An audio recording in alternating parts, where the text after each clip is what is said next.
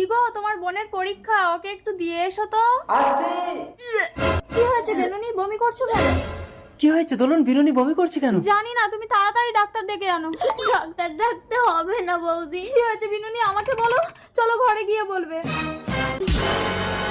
কি গো, তোমার বোনের পেটে তো বাচ্চা। ওকে আমি মেরে ফেলবো। না শুনি তো। তুমি শান্ত হও। আরে তুমি ওকে মারছো কেন? বাবা মা মারা যাওয়ার পর তোর বৌদি তোকে সন্তানের মতো মানুষ করেছে। এই ছেলেটার নাম কি বল? পৃথক।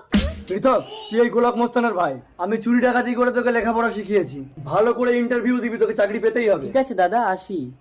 আমি গোলক মস্তান। আমার ভাইয়ের গায়ে যদি কেউ হাত দেয় তাকে আমি এই পৃথিবী থেকে ডিলিট করে দেই। পৃথক, তুমি আজ রাতে আমার বোনকে বিয়ে করবে। তোমরা আমাকে জোর করে বিয়ে দিলে আমার দাদা আমাকে মেরে ফেলবে। তোমরা আমার দাদার সাথে কথা বলো। ওই গোলক মস্তান কখনোই এই গরিবের বোনের সঙ্গে নিজের ভাইয়ের সম্পর্ক করবে না। দোলন, তুমি একে ঘরের ভেতরে আটকে রেখে বিনুনিকে সাজাও। আমি এক্ষুনি বিয়ের বাজার করে আসছি। না, ভালো হবে নাকি?